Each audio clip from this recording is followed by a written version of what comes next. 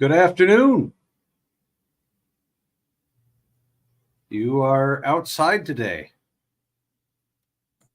I am. I'm on my new Chromebook outside. Did you post the link anywhere? Because 5 seconds ago. 5 seconds ago, I posted it. That's why I know it's here. Okay. I was wondering where everybody was, and then I realized it was my fault. It was me, Manuel. It was I who did it. It Or was didn't you do it, who I did. suppose. I literally missed whatever meme was talked about. No, the Okay. fact that the link got posted late. Yeah, Well, I don't need to use the link, so I got that's right. special That's right. access. I did use the link, but I had to go steal it off the other machine and put it on the Google Drive and then get it on the Chromebook because Discord doesn't work. So, Well, enough been fun. silliness about links and Discord and Chromebooks and all of that, because we need to talk about whales. Yeah, I was gonna say, like, there's not enough silliness because else we can't talk about the book. Yeah. there we go. Oh my!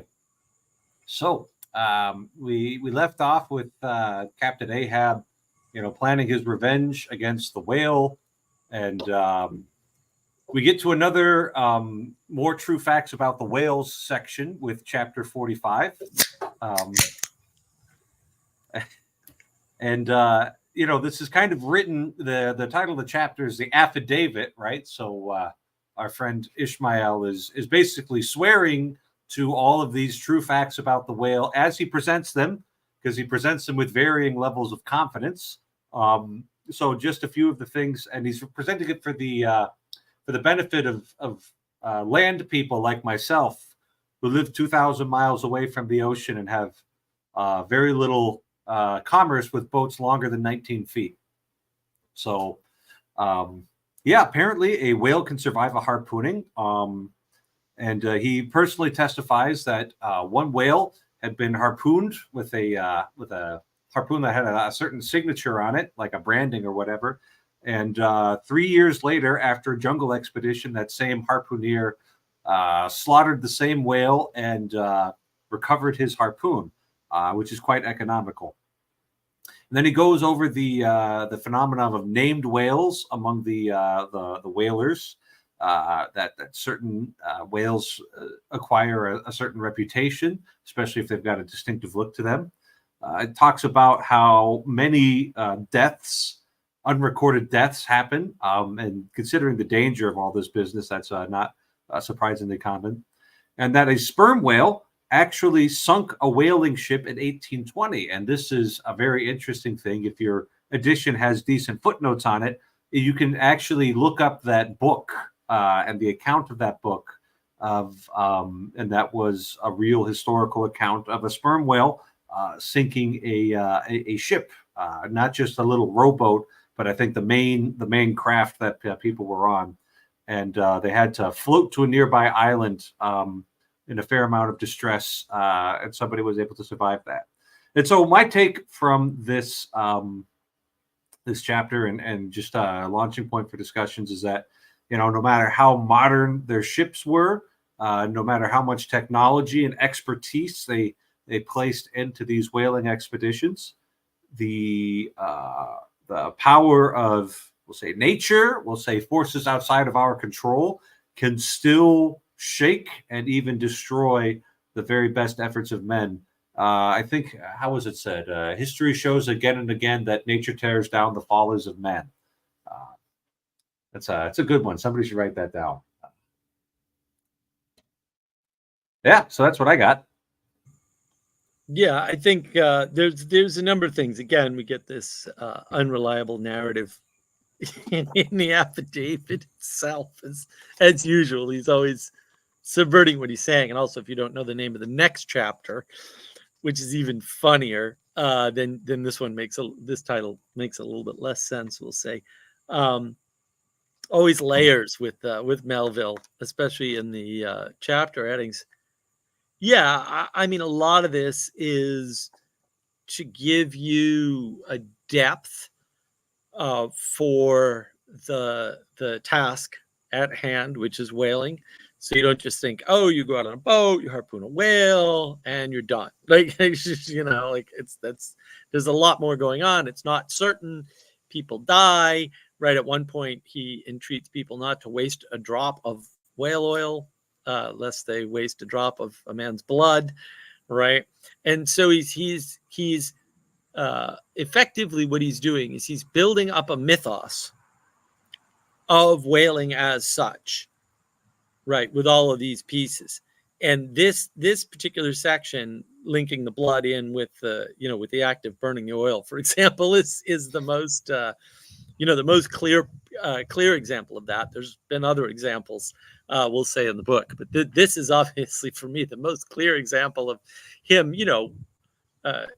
building up this mythos on purpose, like knowingly building the mythos to get you into the sort of into the frame of him as hero, right, or him as narrator of heroic deeds or something, right, and so it's and this is again the genius of the text, right?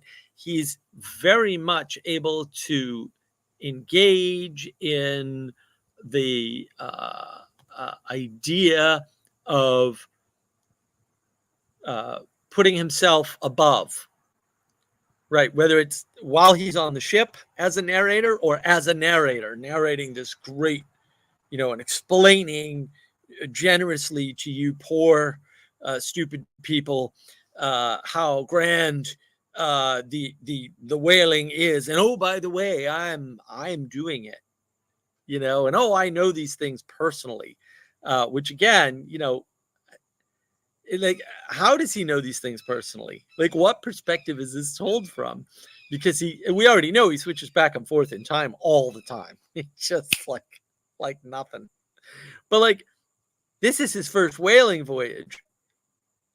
So he says, oh, no, these guys went out 3 years and I know this. And how do you know this? Right. And so he doesn't tell us how. And there's lots of ways that it could happen, right? It could be that he was on the second voyage, and it could be that the second voyage after the 3 years is this voyage. That could be true, but you would think he would say that, right? This gets back to the unreliable narrative, but he doesn't say that. He's making these fantastic claims. They're only fantastic because he's not backing them up. He's just saying, I know this personally, that this has happened. Three incidents that I know of personally, plus a bunch of others, right? But it's very much about him vaunting himself, lauding himself, placing himself above, which I found very amusing.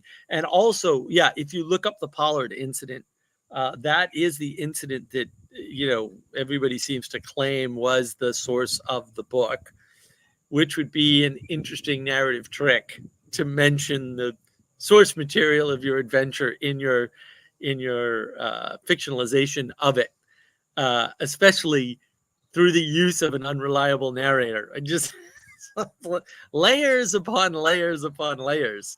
That's what's going on here. And even though it seems like a straightforward, it's an affidavit, or it's very straightforward, it's very right. None of it is. 0% of this has the flavor of an actual affidavit. Having given affidavits in court, I can tell you personally, this is the least affidavit-like statement that has ever been made and called an affidavit. That's for sure. I did think it was really funny that when I kind of looked at this, I was thinking of like the Essex catastrophe as well. That you had like a few of these different ships that kind of got sunk, and just the fact that he mentions like multiple ones all of this chapter was really interesting, because I had kind of gone in thinking like, okay, this is like a fictionalized version renamed that particular one, but it's like, no, he's going full swing with that one. And and we don't know which one happened first either, and he's not claiming that Moby Dick necessarily did the other one as well. And I did really appreciate just the pointing out that so many of his claims are so fantastical, but he actually goes as far as to like attack that proposition like outright by saying here, so ignorant are most landsmen of some of the plainest and most palpable wonders of the world that without some hints touching the plain facts, historical and otherwise, of the fishery, they might scout at Moby Dick as a monstrous fable, or still worse and more detestable, a hideous and intolerable allegory. And it's just like, yeah, it's just that, the layers are just so thick on this one. Yeah, it's interesting that he describes an allegory as hideous. Like, what? Where are you getting this from? This is awesome. Well, while Tolkien telling- didn't like his works described as a allegory. It was like, oh, was that an allegory for nuclear weapons or something? And he's like, if you ever call it an allegory again, I will personally kill you. He said it much more Britishly than that, but yeah. I mean, this is the overconnectedness of the world. I mean, the fact that a line can be drawn doesn't mean the line is valid, right? It's just you can always correlate the price of tea in China with any number of cool things, and those correlations are fictions, right? They're not actual. They're not actual connections in the real world to anything at all. Now, what do you think, Mark? You're talking about this unreliable narrator, but he gives different facts with different levels of certitude. So there's like these parts where he's, I actually haven't personally verified this, so I'm just holding it up for your consideration there. Is that just like layers of deception there, or is this just him trying to have like the semblance of respectable scholarliness? It's part of the unreliable narration. Like I said, I mean, I have this little rule that I've followed my whole life, which has served me very, very well. Look, it's not 100%, but like if somebody makes a statement and doesn't bring the goods on backing it up with the numbers or other facts or other pointers, they're lying. And the number of times that's been true, right, is stunning, right? You can use it with the news in particular. You could use it in the 90s with the news. Like, it always works. It's always worked. It's just one of these things that's always worked. Not 100% of the time, but like I'm not going for perfection, so I'm cool. But like, he could explain, I was on another whaling voyage, right? Or on this voyage, I met this guy who had been in the jungle for, you know what I mean? Like, these are the nature of the unreliableness of, right? It's where he leaves things out that he could or should fill in because he has direct knowledge of them according to him. And it's like, dude, if you've got the direct knowledge, why don't you just tell us? Because you do in other spots where we know you weren't there, right? And that's going to come up here quite a bit, right? Because we're going to get into this whole thing where there's people out on the, out on the rowboats, getting ready to hunt whales, having private conversations on the water, and somehow he's privy to all of these conversations. It's like, wait a minute, dude, you couldn't have been on all the boats. What is happening? Right? And he also doesn't reveal where he is. Like, was he on one of the boats? Because maybe I missed it, but he doesn't say. Like, he just doesn't say where he is.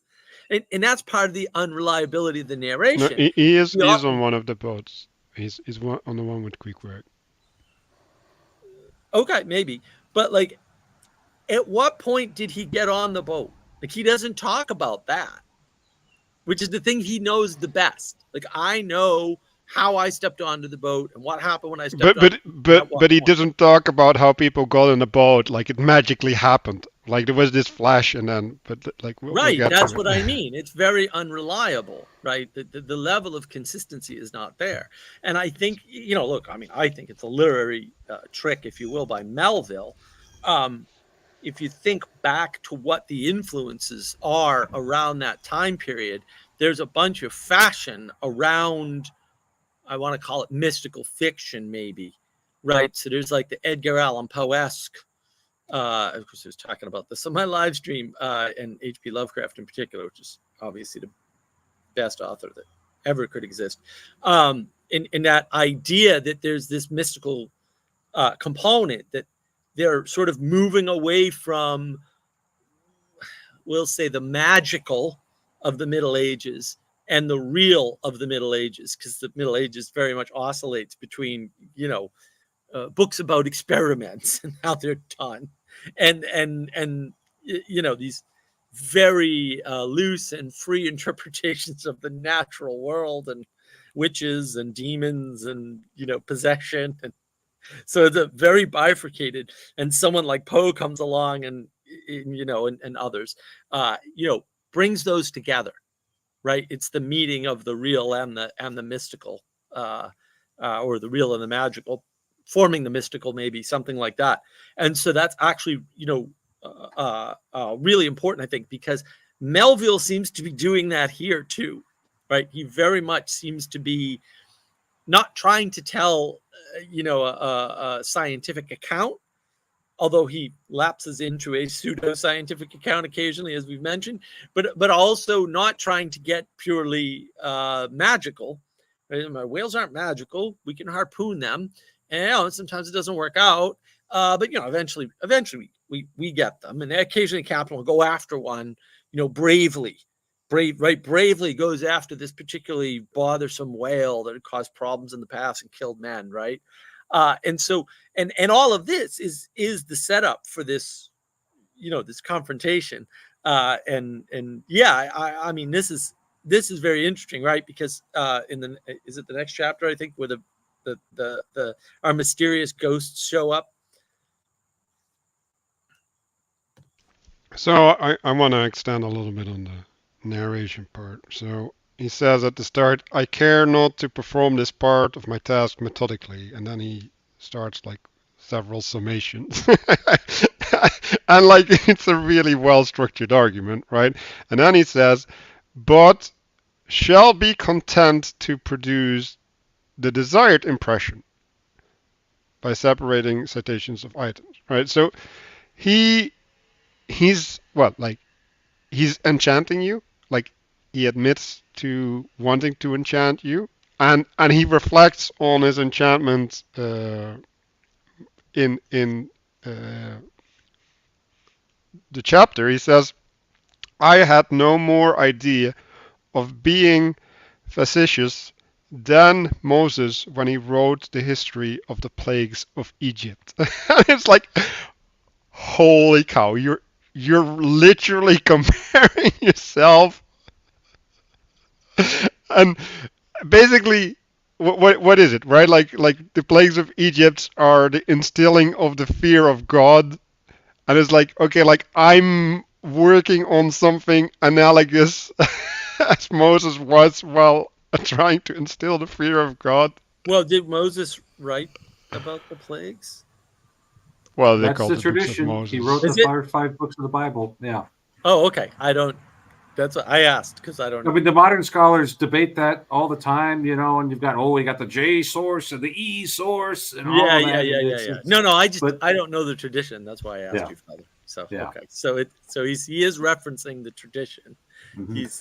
But yeah, it's all hubris and yeah. I mean, deliberate enchantment. I mean, if you're telling, if you're writing that way as a narrator, you're enchanting, and that's definitely unreliable. That's for sure. And then there's some interesting phrasing that he uses. So in the 3-year instances, it so fell out that I was in the both times, right? So it's like, okay, like it's like this hat, and I'm shaking it, and the lots are drawn and they fall out. And then a little bit later, he says he's talking about the idea of people dying, right? And like that the general perils of the grand fishery, yet they have nothing like a fixed, vivid conception of these perils, right? So he's making reference to that which should be really important, right? Like that should be up on the forefront, and then basically saying that it's so fleeting, right? Like it can't be held, it can't be contained, it can't be put at its proper place, right? Because like in some sense that should be like the snake that Moses put on the stick in the desert, right? Like we constantly need to attend to the stupid snake, because if we don't attend to the snake, we don't realize what we're partaking in. And what he says at the same time is like the sense of reality, right, of these people and what they're involved in is just not there. And we'll get into that a little bit later, right, when we're talking about the quest and how the money that is being promised in the whaling is necessary to sustain attendance, right? So there's this constant problem of attention, and there needs to be like an artificial what is it, like rekindling of the flame, because and like the last chapter is all about rekindling the flame, by the way, because like it's the whipping right of the spirit in the boats. So that's yeah.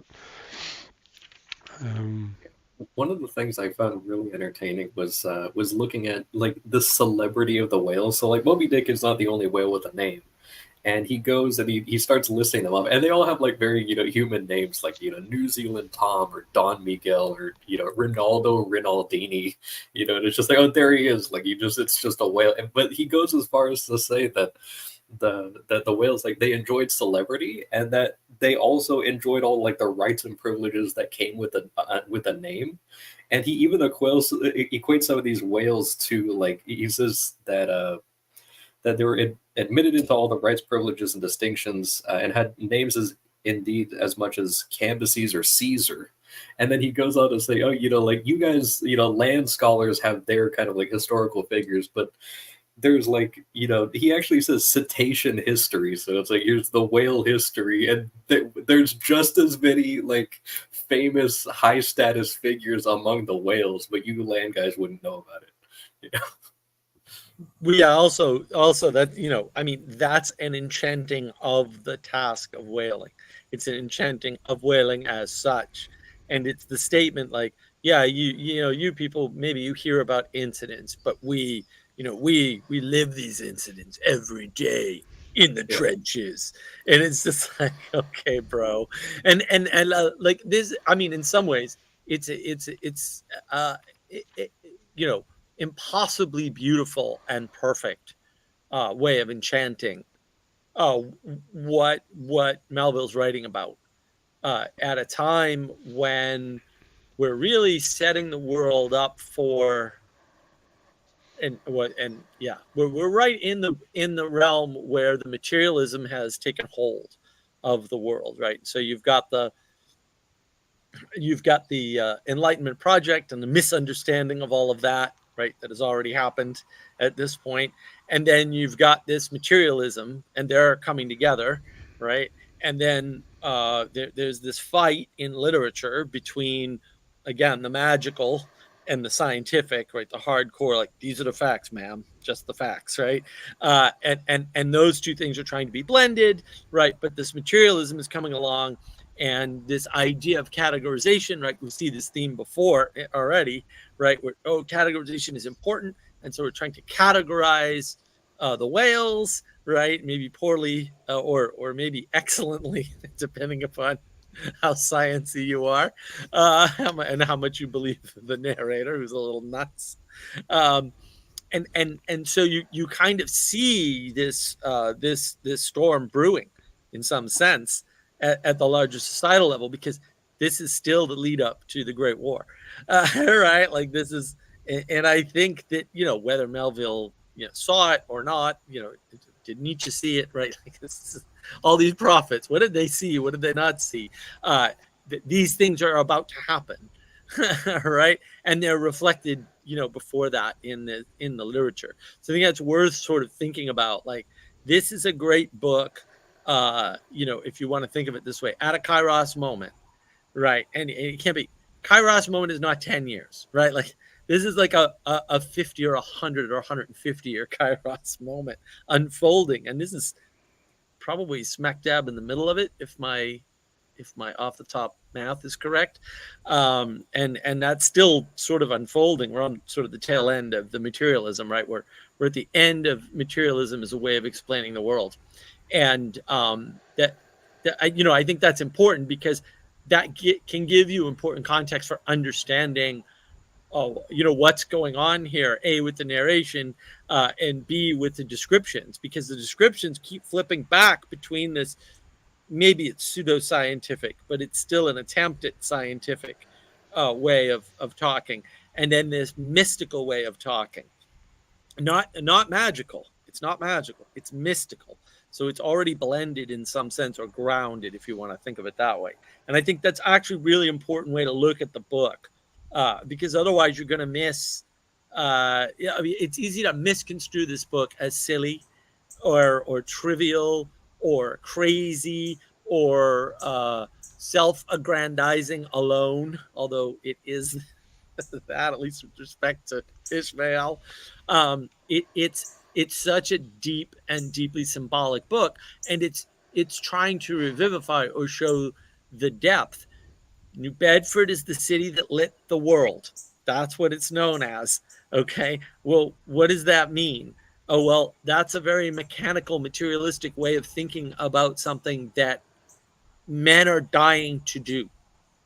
Right? They're dying to give you the ability to see at night, long into the night, long past when you should be seeing, right? In your comfy house, which is something never before available in this way, right? Like a fire is one thing, but if you've done the fire thing, you realize, you can kind of read by a campfire at night, but I don't recommend it.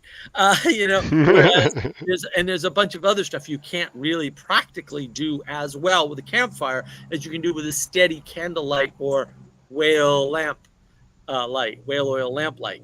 And so this is the beginning of all that, which is actually, it shows the split between what you have and what you do. Right? Prior to this, like, you lived on a farm and you kind of knew how everything worked because you had to do everything. And technology is something you could consume without understanding it. That wasn't a thing. Right? People were building their own tractors, right? However that looked. They were building their own plows. They were building their own ways of doing things, right? And that's the cycle here. We're right at that Kairos turn in that whole way of us as humans interacting with the world. So I think that's important, actually.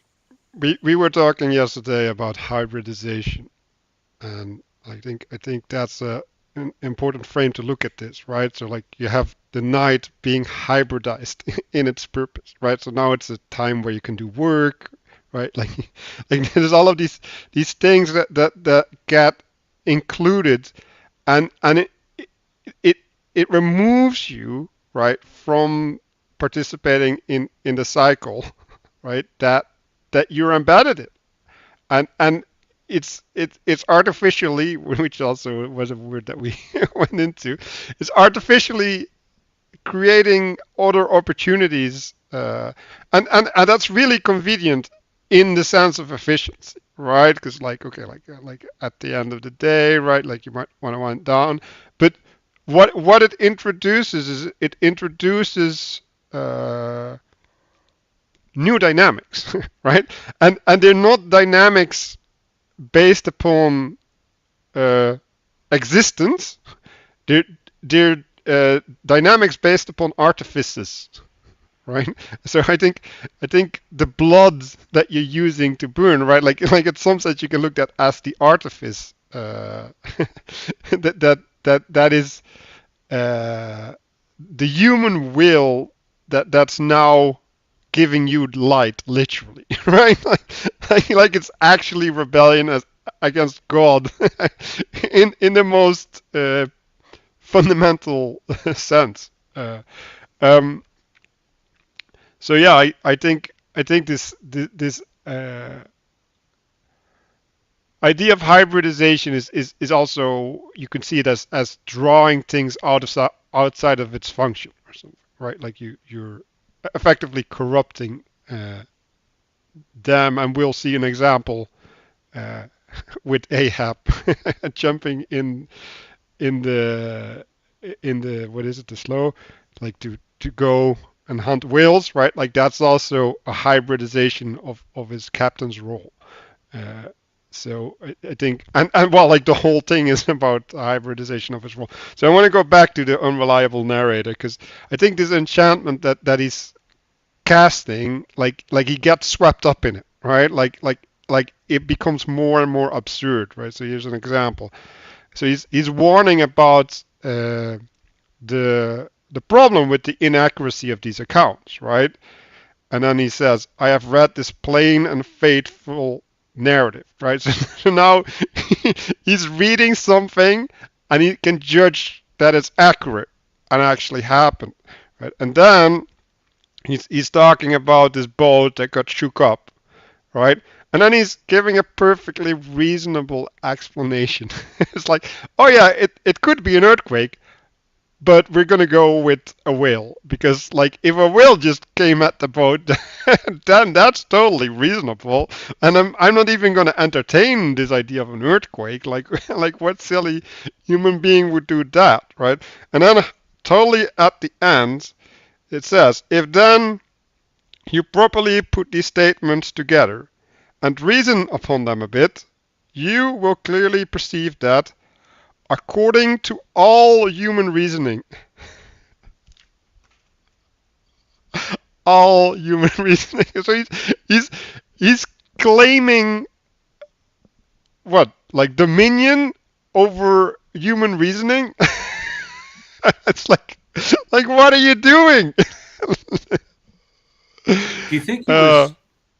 I mean, sometimes you read some of this 19th century literature, and people are very confident.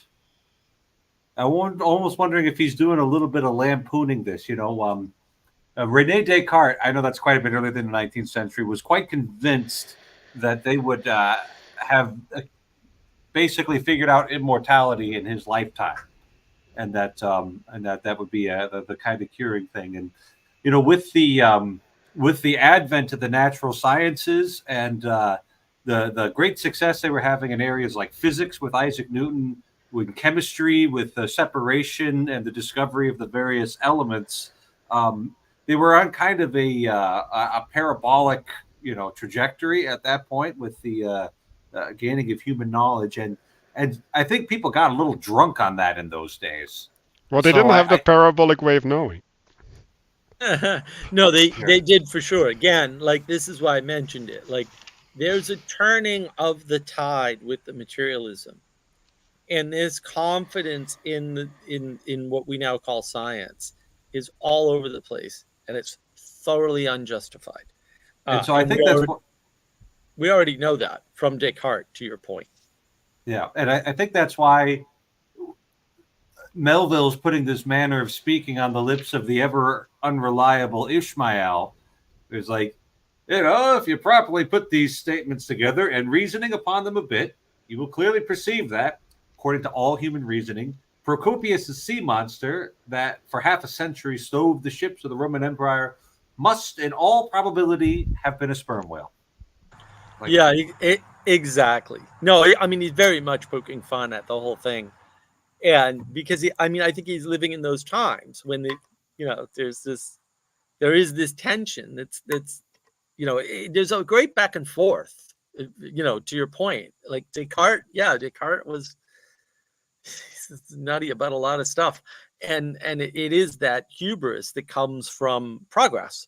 We're making a lot of progress, and therefore we'll hit this particular end point as the result of this progress. It's like, you can't even measure progress without knowing what your end point is. Make final cause great again. Right. And so, you're self-referencing. You're all confused, right? The fact that you discovered something doesn't denote progress, especially if it's something that was there all along and all you did was find out more about it, which is almost all science. Science is not new discovery. 0% of science is new discovery. 0. And people are very confused about that. Science starts from observation, right? So the discovery was made in the observation, right? Science breaks down how it works, right? And what are the components by dissecting it, which is also killing it, right? And so there is this, back and forth. The best way to think about it is idolization, right? False idols in particular, right? They're stultifying. They're turning this into, oh, see, we've figured out how to cure a bunch of diseases, and therefore once we cure them all, old age will be cured.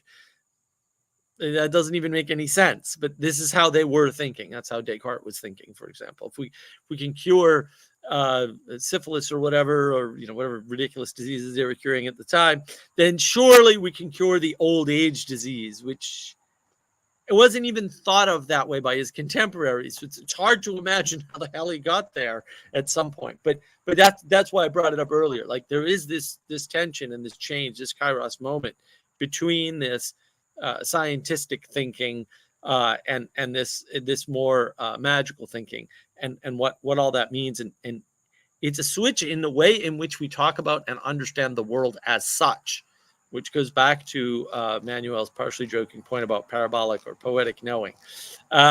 Right, we're switching our mode of knowing to propositional from something a lot better, which is poetic or parabolic. And once you inform the world that way, there are implications. Yeah, So- and I just for our listeners and for our dear readers to note that this habit of outrageous confidence in science has been a hard one for our civilization to kick. I think especially of like reading popular mechanics, what's going to happen in the next 10 years, and that kind of stuff. We're always 20 years away from fusion electricity. So do note that. And if you want to hear the musical version of it, listen to IGY by Donald Fagen. It's an absolutely delightful song to listen to. There's a documentary called ITER, which is very funny. And in the documentary, they talk about the history of fusion, right, and fusion power. And they show commercials from, I think it's the 1940s, maybe 50s. It's not 20 years away. It's 5 years away. That was a ways back, the 1950s. And they were saying it back then. Any day now, we'll have fusion power instead of fission-based power. It won't be useful for a bomb, and we'll have infinite electricity. Well over 50 years now. Well over. They've been saying we only got thing. the bomb out of that one. Yeah. So far. We'll see if the big this is actually about the big multi-generational project, where they actually invoke the word cathedral. I won't see this built, but I'm hoping my generations past me will. My sons, my grandsons, things like that. It's pretty funny that if you don't go back in history, you don't realize this is an old trick, guys. They've been saying this for decades, in some cases hundreds of years. It wasn't true then. It ain't true now. Sorry. So, talking about the pursuit of immortality, like this Chinese show of the first emperor, right? Like at a certain point, he wants to pursue immortality, and he actually abandons governance in the pursuit, right? So he just wrecks his life project, and then the key to eternal life is a pearl protected by a sea monster. And so he organizes this massive fleet to hunt the sea creatures. So just to fit that into this narrative a little bit. I wanted to make a quick comment here on like in the area where he's about to talk about being economical with your lamps and candles because of they're not being a gallon of that without a drop of blood. That he sort of goes and he has a decent argument to try to justify his unreliability in a sense, but also like opens up an enormous door for him to just continue being even worse going forward. And that he goes and he says, not 1 in 50 of the actual disasters and deaths is actually reported to the mainland. So, it's just like, oh yeah, you're not even getting 1/50th of the reports. But, the friendly neighborhood mailman Ishmael is here to deliver to you, but he says, he's like, oh yeah, because a lot of the stuff, and fair enough, happened all around the world. And he was like, well, they're not going to report the deaths, all the way to a completely different country. Like, they'll report it locally, and then you didn't hear about it because when was the last time you got news from New Guinea? Like, even normal news, like, who knows what's actually going on over there? I mean, like, even right now, like, when was the last time you heard about what happened in New Guinea? So it's like, but he kind of, I did really like that he points that out, and then you just kind of see this thing where it's just like, okay, now he's just going to go like full steam ahead, as if he wasn't already. Like, he has major justification there by just saying like, well, you're not hearing anything else from anybody, so I'm gonna, don't worry, I'll take care of you. Yeah, no, the don't worry, I'll take care of you is that arrogance and that raising up above. But also, yeah, you're right. The point's correct. There's so much that goes on in the world, like every minute. You can't keep track of any reasonable percentage of it that could be measured by a whole number. And this is, I make this point to people all the time. Like, you don't know what's going on in Ukraine, and you're never going to know what went on in Ukraine, because it just did too much is going on, and you're one person, and this is a math problem, right? The world is so much bigger than you. A war is bigger than a person. A person can't understand a war. That's not possible. And you don't. And the good news is you don't have to, right? Like, so, but we very much think we can, because science or something, or information flows, so fast. But like, if you've dealt with these systems, and I have for decades, like, the amount of information in the Twitter feed, just beyond your personal imaginings, I assure you.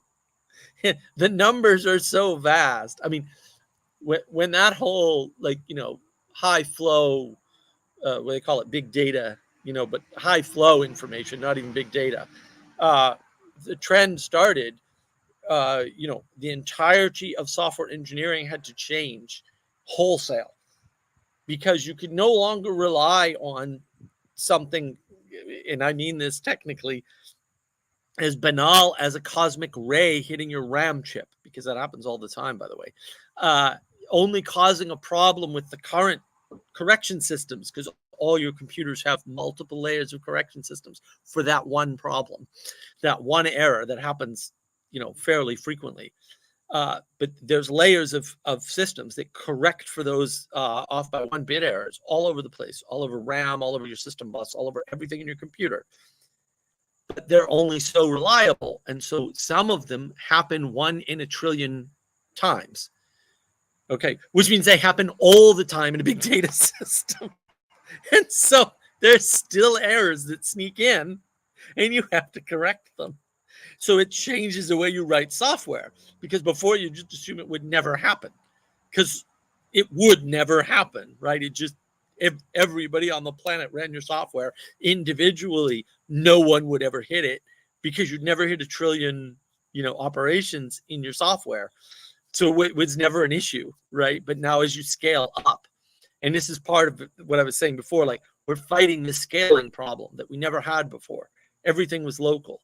And suddenly now you're getting something from far away, the other side of the globe, that allows you to see at night. And those people, who knows what their lives are like? You don't know. But to your point, Castle, Ishmael's here to tell. He's delivering the news. I did catch here that he mentions a Captain DeWolf, and apparently he's the guy's nephew. So there is kind of like, we haven't really got much of his, aside from like being Presbyterian. We don't really have much of Ishmael's past, except that he's just had way too many books at his disposal, and that and so he goes and he says, I have an honor of being a nephew of his, and he says, he had a lot of unusual adventures as a sea captain. So of course, he has a weird family as well. And then he even mentions that he came. The uncle came back home to Boston in a Russian craft, after, like, a small Russian craft, after bartering away the one that he sailed off in. And of course, no actual mention of like why or anything like that. So yeah, he sailed away and he went to Russia, and then he just bartered it for a tinier one and came back. It's just like, yeah, we're not even going to touch that one at all. So I think he mentions at the start that there's these sequential sightings or whatever, right? Or parallel sightings of the same whale, right? And I think that's pointing at the observer problem. Like like like and then basically he's restating the issue in, well, like the news can't go from one place to another place, right? And like I actually had an example this week in the Netherlands because they were dealing with COVID data, right? And basically they have all the systems, right? Like at some level you can't want more. Like they designed it themselves, right? Like all of it. And then they can't use the data properly. Right? Like, so even if you have all the sightings and all the recordings, right? Like there's this part, like 7% of the population refused to have their data recorded, right? But they're still in the statistics. So like now what? It's like so there's all of these problems and they can't handle them because there's no way of dealing with it, right? And sort of like this, and then they write this report, right? And like in this report they make a bunch of conclusions that they can't make, right? Because they, if they would be true to what they could, right? Like, so one of the things was that um, the deaths of COVID never like got beyond 10% of all deaths, right? So, and then they say the total deaths raised by whatever, like 300%, whatever. And then they go back and blame it on COVID, and it's like you can't do that, right? Like you're explaining something with with a reason that can never account for the change that you've observed, and so like there's all of these issues, and like they're like I'm just gonna assume that these people are good faith, right? And they still get to that place in it for whatever reason, and it's like these people, right? Like that's their professional, like for a lot of people, like this is like the best they're gonna do in their lives, right? Like to contribute to this report. And like multiple universities had professors oversee this, right? So it like there's so many checks, and it still got through. It's just so weird. Yeah, yeah. Problems all around. I think we need to move on to chapter 46, which was Yeah. the shortest of the chapters that we read today. And this is Ishmael trying to read the times as to why, even though they all have this overarching purpose to kill the white whale, Ahab decides to engage in regular whaling as well. He notes a couple problems. One, Ahab doesn't have perfect control over his first mate Starbuck. There's this idea that he could, we know that Starbuck thinks that this mission is impious and blasphemous, and he might begin to mutiny. The crew are fickle and they need to be given something to do, and if they didn't at least hold up the pretense of doing a regular whaling voyage, Ahab could be accused of usurpation of the contract there.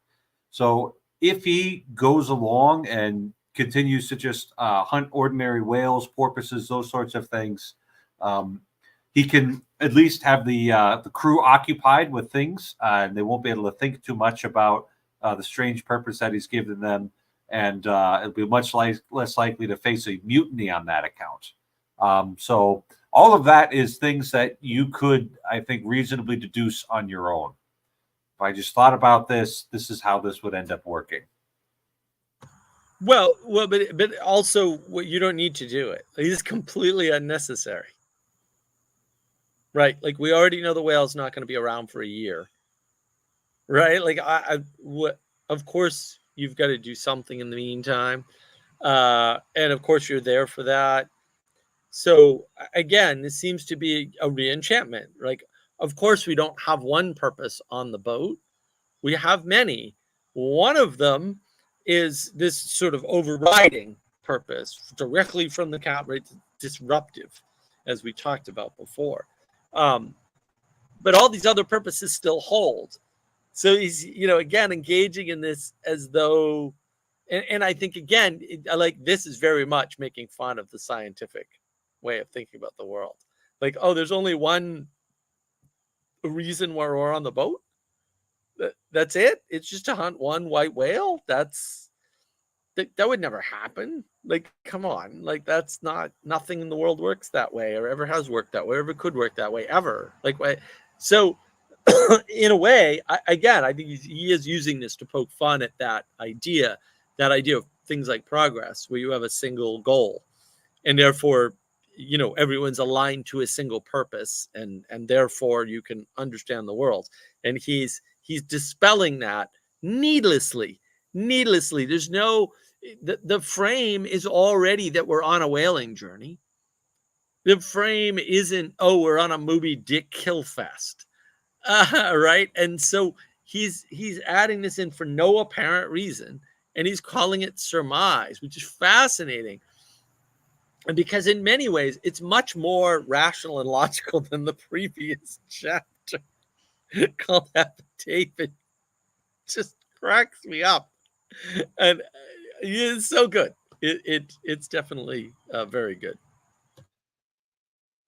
I wanted to kind of point out here, so we're kind of seeing that, and this was something that I was kind of waiting to get an answer for, of if Ahab was actually going to try to carry out the mission, and I like the at least the kind of mentality that Ishmael is projecting onto Ahab, at least, is the sort of thing. Well, and like you said, it's like, well, you got to do something, but it's very much kind of like he flattens so much here. So it's like every whale that they encounter is basically a dice roll to actually get the thing. So it's just like, okay, let's just hunt whales because maybe we'll get the one, sooner or later. Like, it's not even like, oh yeah, think of the orphans or the widows or anything like that. It's just like, okay, we're just gonna roll the dice for every whale that we encounter. And then he starts, I saw this thing where he talks about, that Ahab has to use tools, and that of all tools used in the shadow of the moon, men are most apt to get out of order. And there's this kind of like, it just reminded me of when he was making the equation between innovation and like being a father. That it's like, yeah, it's your invention, like naming your invention after yourself or naming your child after yourself is basically the same thing.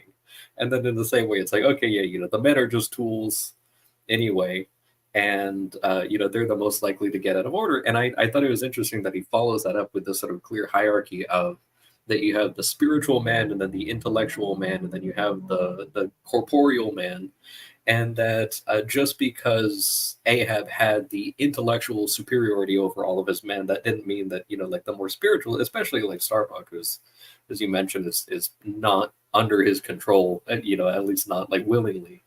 That he needs to kind of find other ways of kind of coercing the men and maybe keeping order there.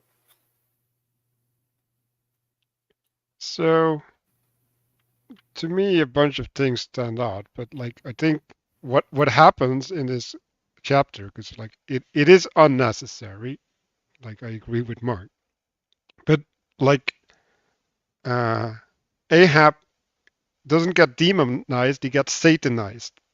like he's gonna be the cause of our corruption, right? And then from that role, right, you can even make the analogy with Hitler's a little bit, right? But from the role that he's in, right, like now he's gonna reorganize the whole world so that he can be at the head and maintain being at the head, right? And this is the postmodern power narrative stuff, right? It's like, okay, like everything is done for the sake of power, and if someone would like live in the world that way, then this would be their motivation, right? And then there's this person, right, like Starbuck, who's actually righteous and second in command, unfortunately, and incapacitated, right? So there's also a fatalism in there, which I think is going to come in the next chapter. Yeah, yes, like I just saw my highlight. There's a fatalism in this, right, where it's like, no, Starbuck is bound, but also like he's not bound, but he's really bound. It's like, and Yeah, and I think uh, yeah, I think all of these other things, right? Like you can see how you can rewrite the narrative from that perspective, right? And so like when I and Mark reject the frame, right? Like this is the reason, like, because like you can't do this, right? And you have proper intelligibility, right? Like it's, Mark was like, yeah, this is like one of the most what is it? But True wouldn't it actually? descriptions or scientific descriptions, right? But it's a for a false purpose. Yeah, I'm not sure this isn't an inaccurate way of the way. I mean, Ishmael and Melville have both been at pains to articulate the depth of Ahab's obsession and how utterly consumed he is by the hatred of this whale. And so, at least from Ahab's perspective, like all he wants to do is get the whale.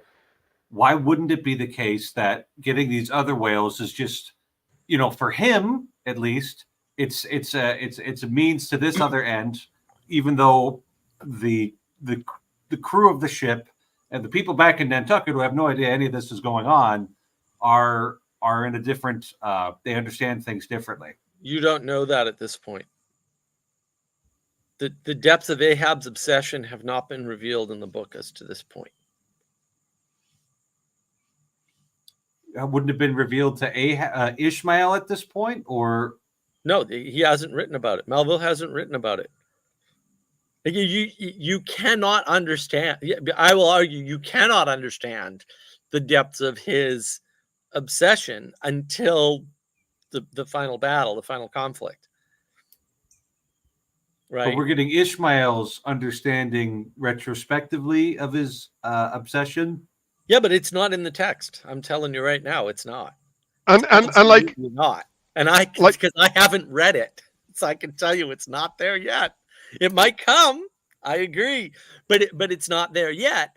And this is totally unnecessary. And what he's doing is simultaneously reducing the thought of Ahab into a bunch of propositions, while, to Castle's excellent point, still maintaining this. Well, there's the ethereal man, right, or spiritual man rather, right, and then there's the man locked in the body.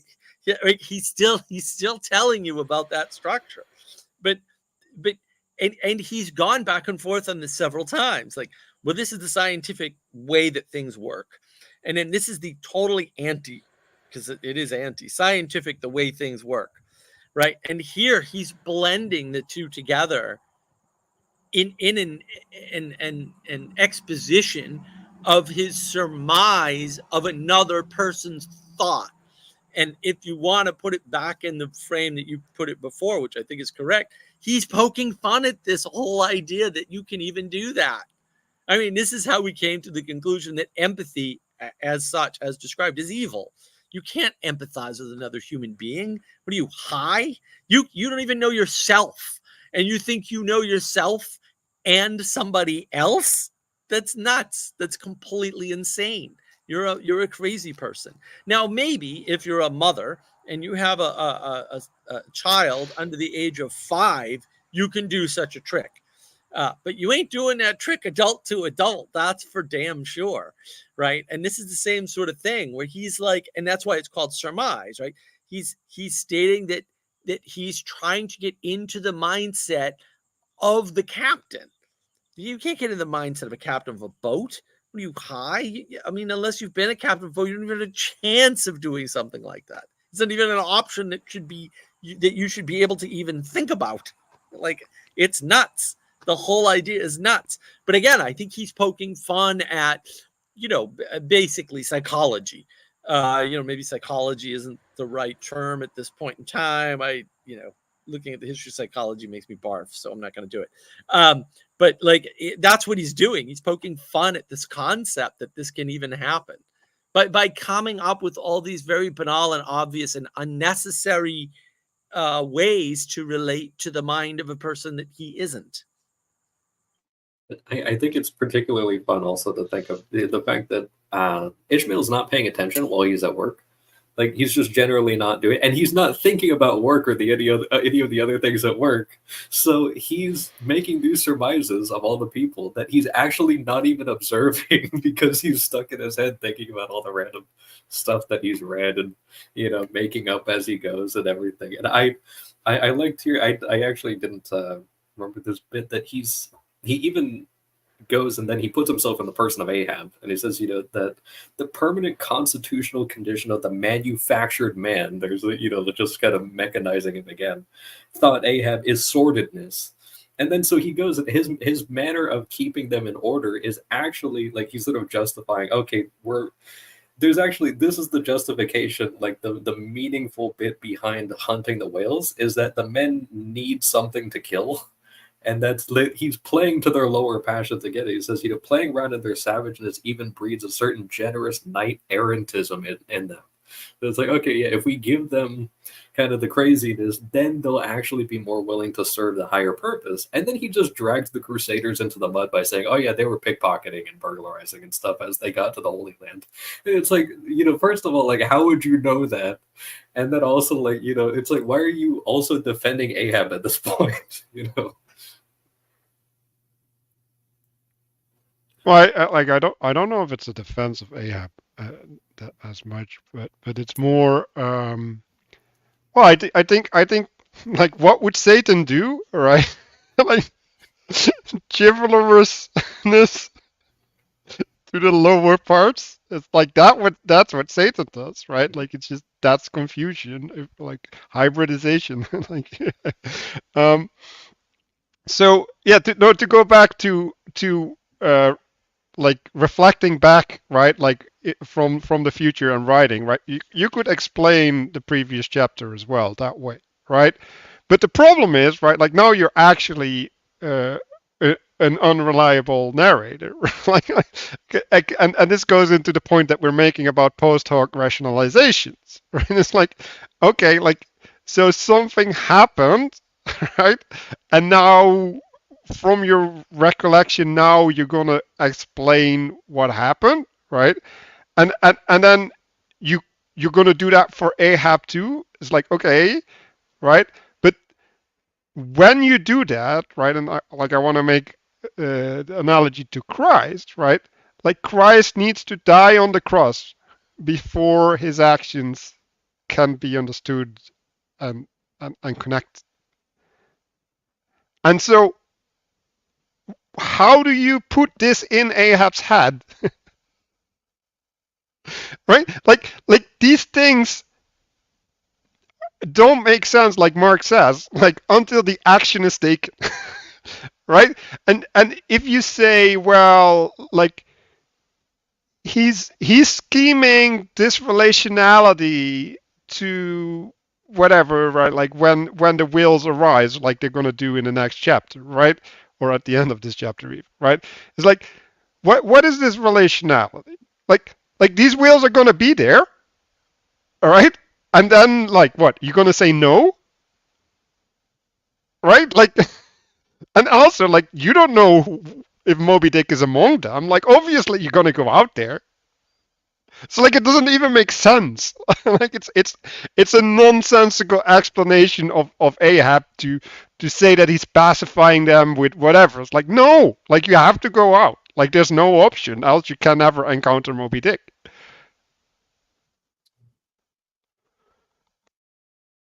Yeah, and it is a separation of purposes. Right? It's a very scientific way of thinking about the world. It's like, no, we only have one mission, and that mission is white whale. And like I said, that can't happen in the world that we live in. We can cast the world that way because we're stupid, but also we're stupid and don't do that. Right? There's always more going on, and which is ironic. Again, like he's got to be doing this deliberately, right? Because he's, on the one hand, previously, trying to show you that you just don't burn whale oil. You just burn whale oil, blood, a drop of blood was spent for that whale. It's, he's re-enchanting it. And here he's disenchanting a whole person. He's disenchanting an entire person and a person above him. No. The entire ship. Like, not the person. It's like,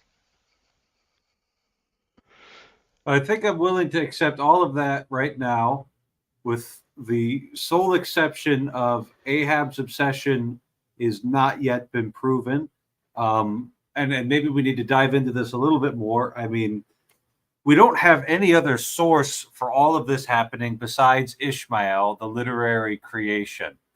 And so, he's telling us that Ahab is keeping meticulous charts, that he's barely sleeping at night, and that even when he's sleeping, his sleep is so intense that he's clenching his fists such that there's a little bit of a bloody mark left in the palms of his hands when he wakes up. Are we just going to pretend that we can't look at those different things and a few more, the descriptions of his wild countenance, the very action of, the nailing the doubloon there and going through this whole liturgy of, swearing everybody and making them do a Eucharistic communion towards this purpose, and not say that Ahab's obsessed with this. Like, that just looks like sufficient. No, but that's not my point. My point is we don't know what lengths he's willing to go through, what things he'll sacrifice to get the whale, because he hasn't done that yet. Because he could still change his mind. Got it. Okay. No, it's not change his mind. You can have two goals at once in doing a thing. In fact, again, my argument is no, you always have at least three goals at three different layers of analysis.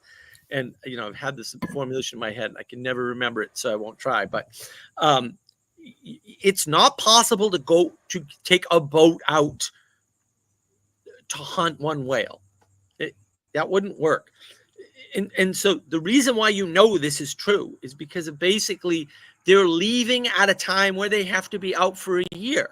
If this were really an obsession that he's willing to give up anything for, he would have had the boat come out months earlier so that he could catch the whale on time. So it doesn't even make any sense that he's willing to sacrifice the whaling mission just to catch Moby Dick, because either he could have gone out 2 or 3 months earlier, or he could wait and go out and just get the whale. So it's not an efficient cause. It's already not an efficient cause. And because it's not pure efficient cause, it's not this overarching obsession. What Ishmael's doing is basically setting the stage to say, there's something funny going on here. He's not, even though we have good indication, not pure indication, but, almost pure indication, that this is all told in hindsight anyway. And so he does have the ability to point directly to a future event and say, authors do this all the time, right? Like, this is going to be important, later because it's going to link to this event, right? They do things like that all the time. That's not unusual. It's a common trope. He's not doing that. He's actually not doing that.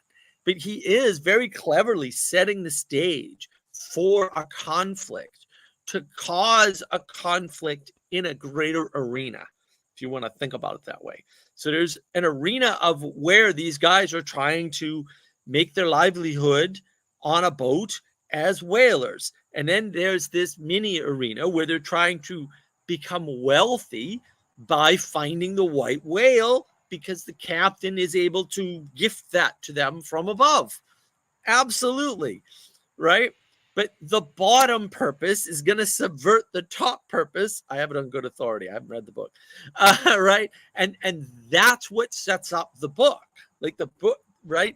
And in the meantime, Ishmael, the narrator, has to put you in a world, right? He has to build a world and enchant it, which is, basically what these two chapters are actually about, to some extent. He has to build a world and enchant it. Now, the previous chapter, he does what I would call correct enchantment of the world. And in this chapter, he's using a scientific invalid enchantment of the world by giving you an idea that you now know what's going on in Ahab's head, when that can't be true, and certainly is not what's happening in his head. Like 100% not what's happening.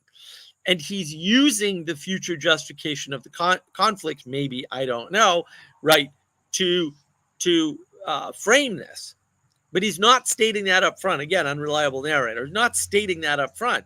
He's just, but I think he's using it to poke fun. Like, I think, much like people misread Plato, who the Republic is hysterically funny.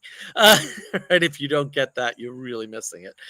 Right? He's doing the same thing here. He's doing that, poking fun at this scientific, psychological way of breaking down a human being's thought patterns and understanding them in a rational way. That's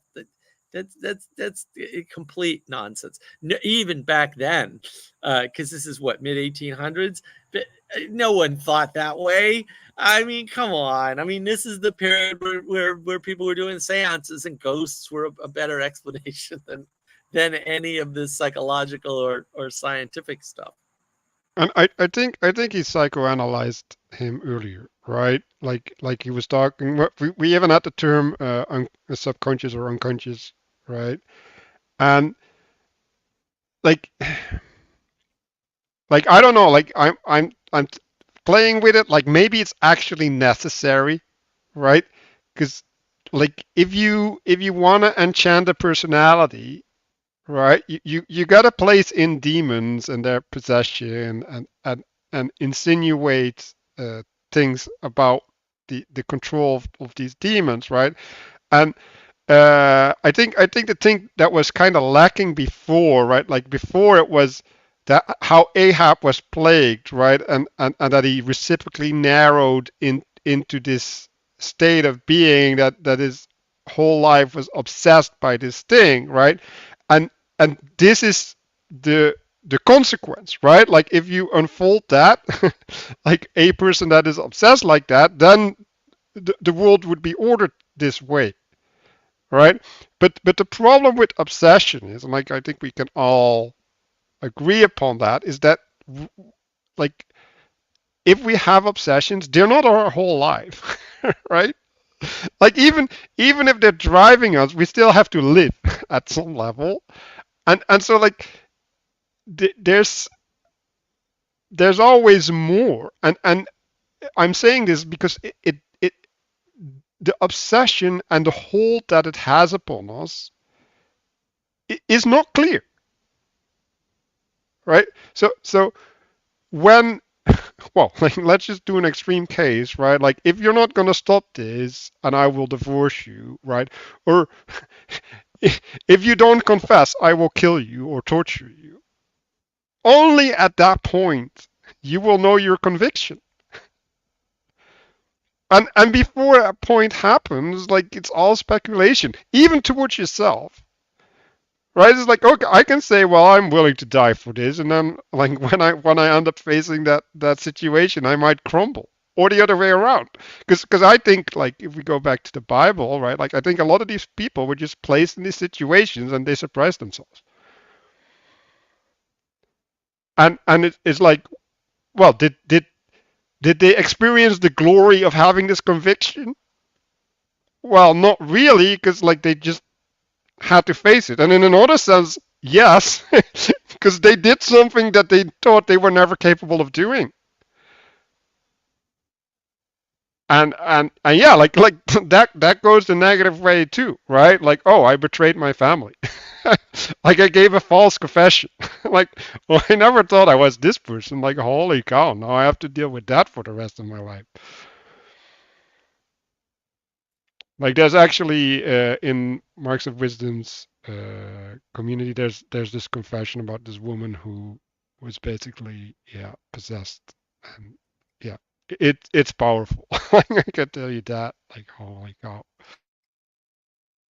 I wanted to point out really quickly that of course, as usual, Mark's mention of the just making the most simultaneously inflammatory and perfectly accurate and precise statement about there not being anything in the text to show Ahab's obsession. Like we haven't actually seen it in his actions per se. Like if we're just only looking at what's actually been performed by him, he hasn't actually really been on. Like we had a play where we're in his head and he's kind of just like just musing on his anger and everything, but like that, it's like, how in the world did you get that? And then so we've really only seen him like a few times and his commitment to this, aside from going and rallying the troops and everything, which these people are already cannibals and foreigners and all these things. So it's like, and he's already said, it's like these people are just, like happy to just kill something, that it's like, okay, well, you're just kind of mustering the troops and everything, and how else are you going to kind of do that? And he offers them, who's the equivalent of something like $1,200 or $1,500 in one coin or something like that, which is like, that's, I think a point was made that, of course, these people aren't making much money anyway, and they're fine with that, but it's like, yeah, that's pretty much a year's wages. But in that time, like that was the equivalent of maybe like at most $2,000 today or something like that. Like a person doing a normal job could have probably made that a few times over in a year or something like that. So we're not seeing a thing of like, I'll give you my entire ship, and when I say a normal job, I mean, like that wouldn't include, what counts as a normal job now, not necessarily what people were, doing, like working in fields and stuff like that. But but yeah, we haven't seen him really put much more on the line, and I think we will pretty soon, for like no reason. It would appear, at least. He hasn't put much more on the line aside from like $2,000. And most of the people on that ship wouldn't get the implications that we were able to kind of analyze of like him basically doing like, this anti-pope ritual, and then all the things that are kind of added in where it's just like, well, he didn't actually say any of these things, it's like we're kind of assuming that maybe it was overheard, but we don't have anything to substantiate that. Well, I, for one, am with Starbuck in saying, whatever this is, I don't like it. And maybe Ishmael is getting a little too confident in his powers of deduction and saying things that he can't prove. But that doesn't mean that Starbuck's wrong in his like whatever. Any whale, any dumb brute, any beast is not worth this amount of money and this amount of effort.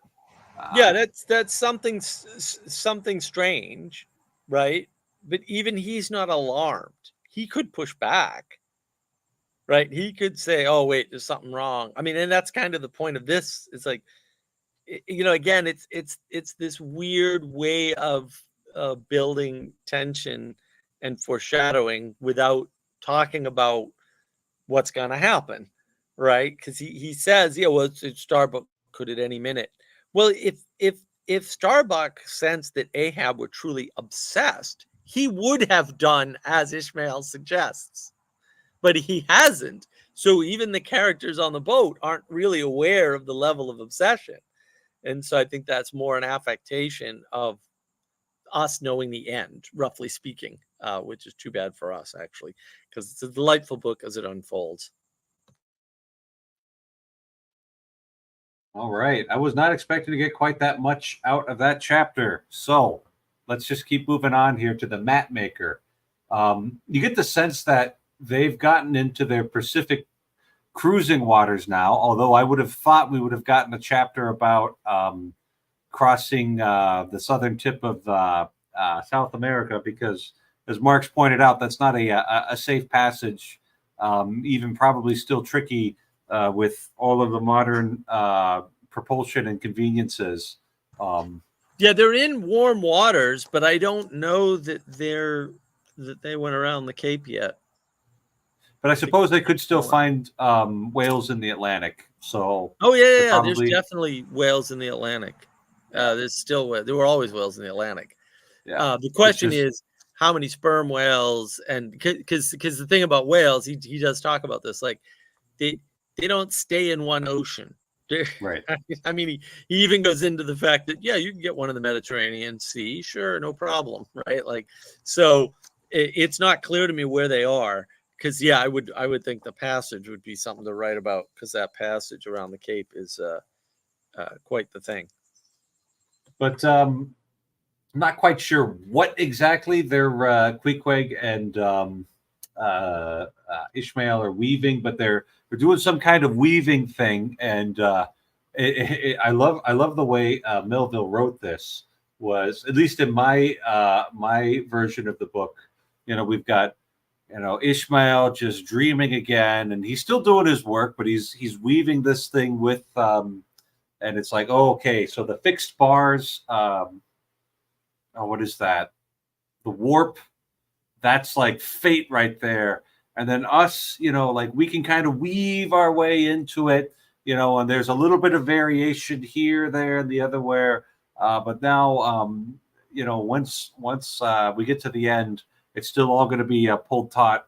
And then in my publication, there was a break in the paragraph when they call out "There She Blows," and then like the whole narrative just changes. Right, we've got the introduction of a final cause finally out there, and the instantly all was commotion, and there's a sperm whale. We're going to go out and get it. So the I guess the first whale that they've seen on this expedition. Oh, and at the very end of this chapter is when those 5 men that only Elijah and Ishmael could see. That's when they finally come out on deck. So a couple things, right? Like I think the weaving is in some sense the unification, right? So that's having the two come together into one. So you might say that there's like action happens, right? Like the call to action happens. So that's like then all of these heady things, they disappear. So important, right? So we're talking about the space versus time, right? Like I think that's coming in with the weaving as well, right? And then it's talking about Queequeg being in charge of the winding, right? And the winding is the place where direction change, right? And that is true human agency, right? So the means of change, right? Because he's inconsistent in the manner that he makes the change, right? So every wind is different. And Dan, like I found this so amazing. The ball of free will dropped from my hand. And I was like, holy cow, right? So this all has to do with agency, attention, and this is literally losing control, right? So we're attending, and in some sense we're wielding our attention, our will. And then he drops his will. It's like, I have to think of dropping a teacup, right? like it can no longer hold things. It's broken. And the call, right, reestablishes it, right? So like he's possessed, like literally, right? And then he's repossessed by the purpose that's imposed upon him. So there's two ways in which that happens. And yeah, like I want to also go back to this idea of free will, right? Like the fatalism that was foreshadowed that we talked about, right? And it's like, okay, so I'm in the weaving, right? And like at some point I have will, and then I drop it, right? Like now I'm in fatalism. Like I wasn't, but now I'm in fatalism. So that's, yeah, that's. I wonder if it's that, or so we've got this concept in Catholic moral theology of a virtual intention, where you're actually carrying out an action, but because of some distraction of the mind, you're not actually intending the thing that you're doing right now. Comes up in the context of sacramental theology, because the intention that you put behind the words in the matter matters for whether or not you're performing the sacred ritual. The church says that a virtual intention is sufficient. So, okay, obviously I went and put my vestments on. I got all the things together, right? And I went out and I was going to go celebrate Mass, right? When I get to the words of consecration, all of a sudden, a child in the congregation starts singing Barney is a dinosaur, and that distracts my mind because it's hilarious that they're doing so.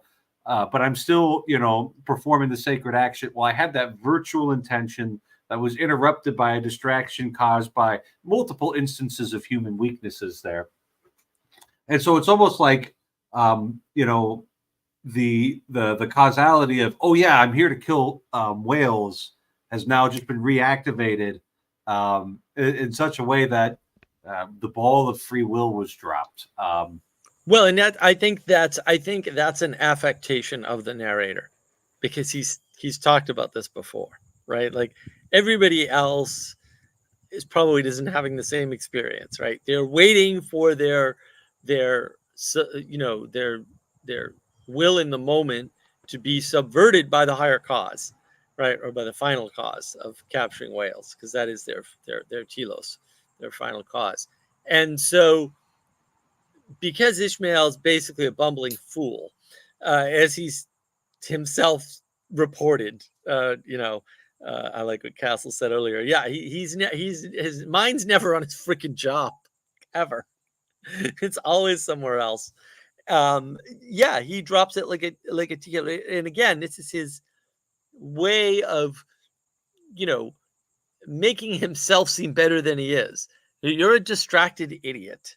Okay, your attention wasn't dropped. You never had any. What are you talking about, bro? And then he's like, no, this thing came along and forced me to drop my, which never happens in the real world, drop my attention like a teacup. It's like, what? No, no, that's not how that works. And so I think that's more what's really going on here, right? I mean, they're always, at some point you're on a ship, your telos is not going to change from hunting whales, but it can't be the obsession, as we went over earlier, right? And so this is contrast again for this previous chapter, right? Showing no, everyone's got to have something to do. And so the idea that Ahab planned this out is absurd. There's no reason you don't need to insert that into the narrative, because that's the way the world works all the time for everybody, and nobody ever talks about it because we live it. So it's the same thing. He's just highlighting that again, while also, you know, elevating his own distractedness to some sort of virtue. Yeah, I just wanted to make a quick comment that I really like the mention of the virtual intention. That I had never actually encountered that exactly phrased that way, which is really interesting. I had encountered the extreme version of it, which is like Saint Augustine's like rebuttal of Donatism, you know, and it's just where it's like, okay, you know, like this guy said, you know, for the folks at home that that the quality of the sacrament basically that you're receiving was dependent on like the holiness of the guy in charge of distributing that. It's like, okay, well, you know, you could have a priest who was still off, but if he baptized you, like that doesn't mean that is, you know, that it's now invalidated or anything like that. But I like that that, you know, it's kind of expressed in a much more subtle way as well. You know, it's just like, okay, you're trying to do your job, and you have all the elements there and everything like that. It's like, you know, you're not going to have, you know, whereas with Ishmael, it's like he kind of doesn't have either. Really, it's like, you know, he's also he actually didn't go up there even with the virtual intention of doing his job. Like he knew well before and every time that he was never going to do it, you know. But it's a nice kind of contrast to have those three versions. So I also like this idea of a virtual intention, but it grates me, right? Because like you could say, well, as long as I'm in the telos, right? I'm in the telos, and then it's sufficient. Sure, and right? it is sufficient. It is sufficient. That's the point. But sometimes, like, your mind is wholly engrossed in the tasks that you're doing, and then sometimes you do the thing and you fulfill your purpose. Your mind was a little bit elsewhere, and so this is just letting priests know that they don't have to be like so engrossed in the mass that if they got distracted while saying the words of consecration, they don't have to go back and do it again. Yeah, well, but like the thing that because I'm trying to map it onto my experience, right? And it's like there's a sense where like things come at me when I'm attending mass, right? Which I don't mind, right?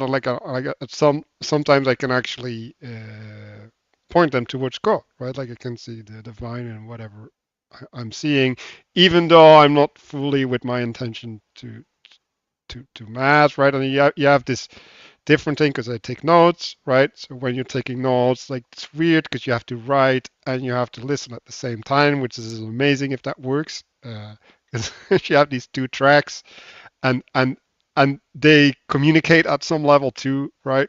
But then there's also the giving over, right? Like there's a sense of like, oh, like I have this thought about this important thing in my life or whatever, and then you explore, right? Like you start exploring the thing in your life, and then you're actually taken out, right? And that's what I mean with losing the telos, right? You can say, well, like, okay, like you can reestablish the telos, right, by a call to attention, right? Like because that's then you need a call, right? Like you need to be called back, and so when you're in a container, right, like a mass or like a book club, like you might can drift, and the container will grab you back, right? Like it will reestablish the relationship. So but then now you're borrowing agency from the outside world in some sense, right? Like you can no longer be responsible for that. So I like that. I think that's maybe a distinction where it's like it gets iffy.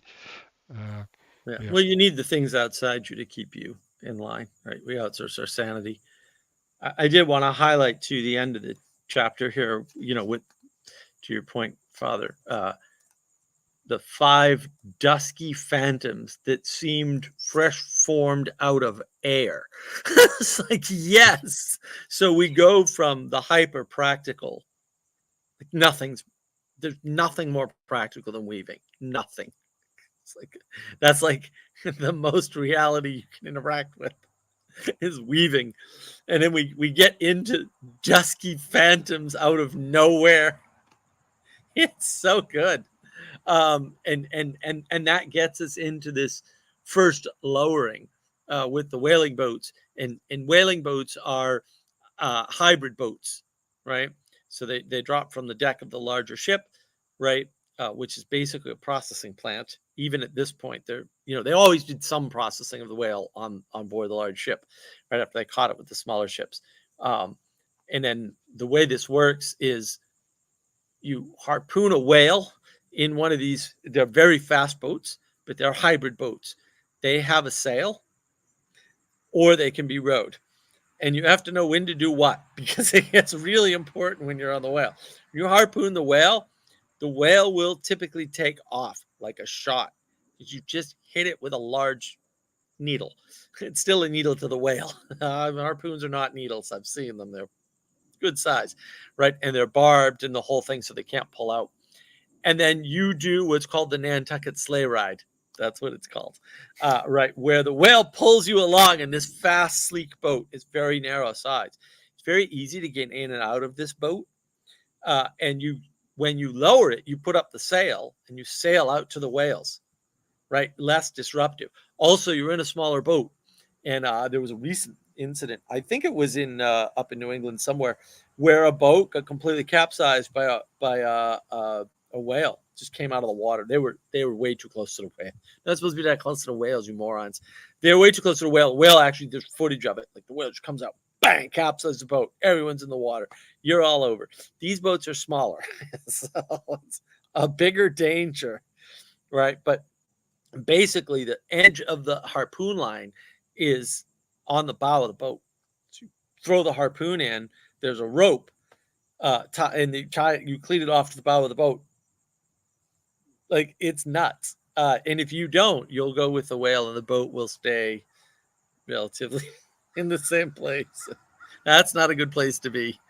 But you fall the way around until you see a gush, and that gush is artery bursting or something, right? And there's blood everywhere, and then you've got the whale, and you've got a harpoon in him, and then you row him back. So don't they have lances too, where they'll like try and hit the heart or what, a big artery or something like that? But the harpoon is so you can get a hold of it and not lose it. The harpoon is so you get a hold of it and not lose it. And in the beginning, the whale's going too fast, so you're not using lances. That's not happening. There's an initial. You have to wear it down. Basically, you got to tire it out first. That's a Nantucket sleigh ride. That's what it's called. And so you go on that Nantucket sleigh ride first, and then once you've been on that ride, the whale slows down, and now you can kind of catch up to it and stab it more until it's dead, and then you use the harpoon to drag it back. Mhm. Don't they dive? Because it sounds extremely dangerous, and they just drag you down instead. So they It probably got happens to all the have time. multiple coils of rope on there and multiple harpoons, because if the whale Oh, yeah. dives and you don't have enough rope, then your ship's going down with it. Yeah, Or Or yeah. do they just cut cut it. the There's rope? all. Yeah, well, I mean, lots of people died whaling. I don't know what to tell you. It's a very Yeah, dangerous yeah. job. So, yeah, I mean, all kinds of things can happen, and typically the whale doesn't dive because it's in a panic, and it can go very, very fast, horizontally in the water. But it needs Uh, to breathe as well. So, yeah. and it needs to breathe, but it can. But presumably, if you harpooned it, it's already taken a fresh breath, and they can go under for many, many, many more minutes than we can. Let me put it that way. I Well, think it's well, not if 20 they're going fast. Like, Right, but the problem is that when they go down to depth, they can't go fast, right? And they wouldn't do that generally in a panic, because they can go faster to get away from the pain by going horizontally across the water, and also maintaining their breath, because if you're going fast, you need to breathe more often, right? And so that Citation: have you ever run? Have you ever run anywhere? exactly, and lies. that's the problem. But again, it's interesting that this is what's happening. We've got these hybrid boats. They're very fast. They're being lowered. They're easy to get into and out of because they have long sides, because they're supposed to be thin, because they're supposed to be able to move through the water quickly. It's not that they're supposed to be propelled quickly. It's that they're supposed to be able to withstand a very fast interaction with water, which is actually a very different thing if you've sailed. And also, I think they talk. Is it in this chapter? He talks about. Yeah, he talks about these subtle shifts in the water. I saw the whale before the whale could be seen, sort of a thing. That is true. If you are good enough at sailing in particular, because in sailing it really matters. It matters a lot less in a motorboat. You can tell the difference between how the water is patterned and colored, whether or not that's because gets really freaky sounding. You can tell if it's depth, current, or wind, if you're good enough, and you spend long enough on the water, you'll figure it out. Oh no, that's depth, or that's depth and current. Oh no, that water's a different color because the wind changes pattern at this point on the lake or the ocean. Like, those are all different things that actually you can, or most people can, sense if they spend enough time on the water learning that particular set of skills. I don't think everybody can do it for sure, because I've never met anything everyone could do. I'm not sure that lots of people can do it. It does take a attention to detail, and just the color of the water can determine between those three things. And that you need to know that, because if it's current, that means that the keel of your boat is going to be pushed or pulled a certain direction, right? And so you need to know that, because you need to compensate with the wind. If it's wind, you're going to need to use the sail to compensate. And if it's both, now you've got a problem, especially if they're contradicting one another in some way, which happens a lot, by the way. And this comes up in the place I learned to sail in the ocean, at Hills Beach in Maine. There's a river. The Saco River comes into the ocean in the bay. So first it's a bay. There's all kinds of wackadoodle currents.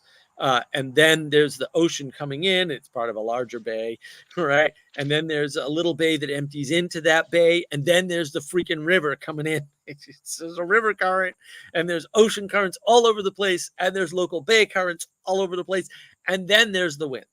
And it's very hard to sail ocean, even in a protected bay. And so it's kind of important to know that little detail about the boats, and about the fact that what he's describing is a real phenomena. There were people that could definitely see the whale before anybody else could, for sure. Yeah. That's definitely a thing that happens. Yeah. I wanted to make a quick comment about the whales that So there's an interesting thing. Now, I know more about baleen whales than I do about toothed whales, but the I know that you look at kind of like the largest capacity one, like the blue whale, can actually hold its breath for up to 24 hours at a time, even at like low depths. And but I one of the things that kind of came to mind for me, and of course, I would love to see like whale stamina data.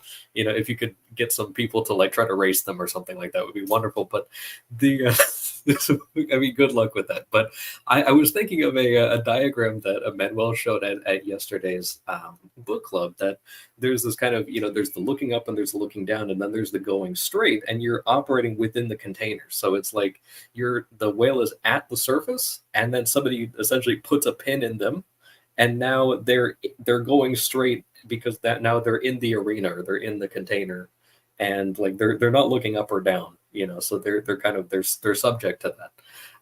So I thought that was particularly interesting, and I've just also wanted to kind of take a look because I know that we've only got like 20 minutes here.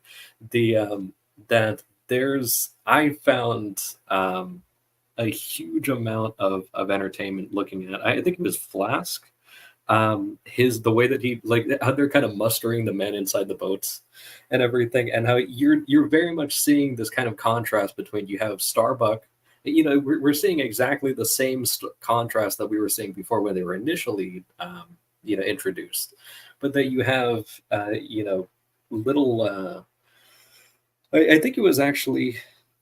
Sorry, no, it's Stubb. That was the most entertaining one because he's the one in the middle. And then he's like both of the extremes. Like he's not like a middle ground or anything like that. He's both at the same time. So Starbuck is actually like whispering to his guys and like being encouraging to them. Whereas you have who was the other one? And then so Flask was the one that he was just the little guy that's just angry, and he's just shouting at them and being like, kind of abusive. Ahab apparently is so horrible, even compared to Flask, that Ishmael doesn't even want to mention it. And that's even after he literally just called out like an entire island of island natives like servants of the devil, but he has no he had no problem with that, but he's just like, the things that Ahab said were just so unmentionable, like I'm not even going to put them here.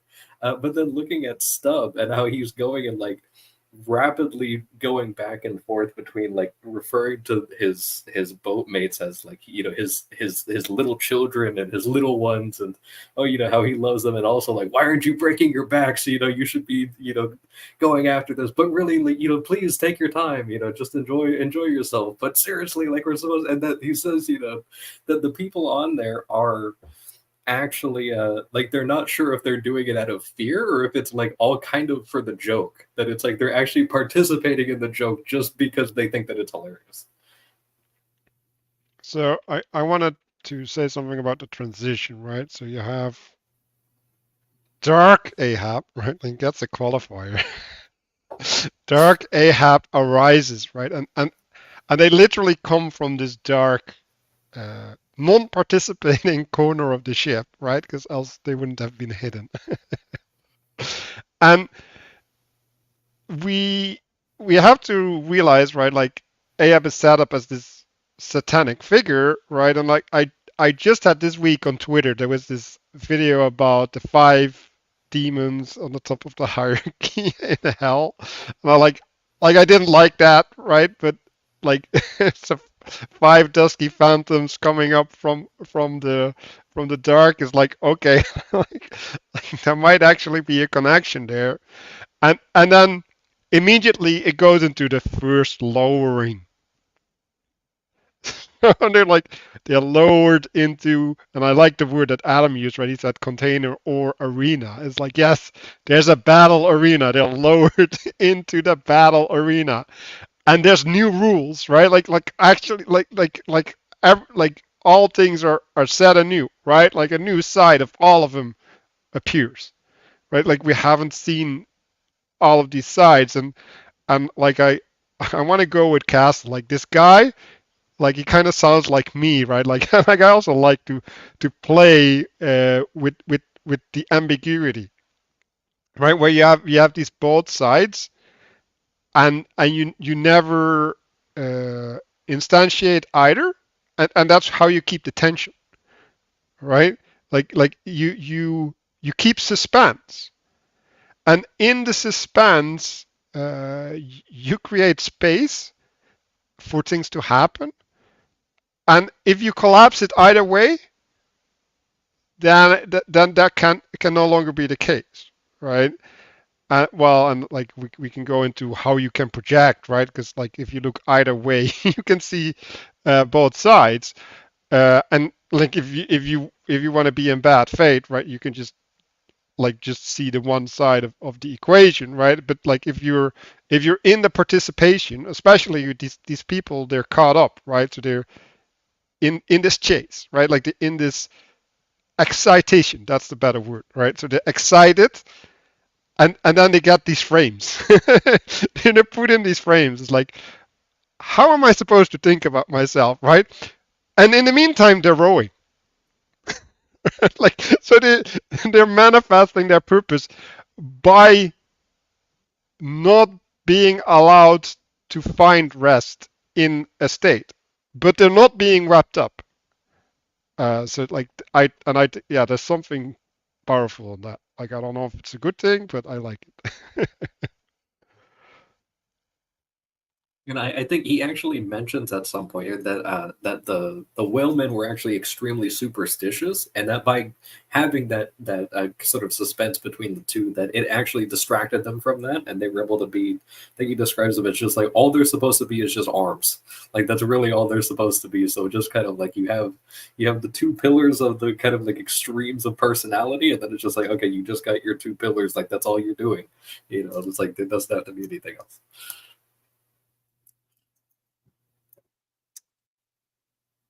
Now, there's a few details here that we should probably mention.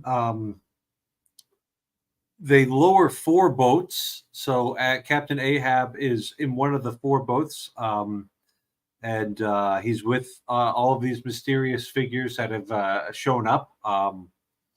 And it seems that Starbuck's boat manages to get closest to taking a whale, but a very quick storm comes up, a squall, and it seems like it's more mist than anything else, and so like everything gets kind of dark, and the whale manages to capsize the boat and knock everybody out. But I think to your point, Mark, with the small narrow boats, one of the nice things is that if it's a small boat, then you're probably going to be able to get it right side from inside the water and then probably clamber back into it. You know, we did that in the Boy Scouts in a lake where we actually swamped the boat, and then with another canoe, we were able to actually put it out into the water, flip it over, and then crawl back into it. You can manage that, especially if you're a good sailor. You know, we were like 12, so it took us a little longer, but it was still a good experience. But they're still kind of lost in the squall, and Starbuck has to be really clever about how he lights the lamp because everything had gotten wet. And when the squall passes, they almost get hit by the Pequod, who had lost track of the other Starbuck's boat. The other 3 boats had managed to get back on there, and it was just kind of by happy chance that they were able to be recovered, because it seems like this whole sequence, you know, takes maybe 5 minutes to read it, but it seems like it took quite a bit longer for them to make an attempt at the whale and then get flipped over and fall into the storm and all of that.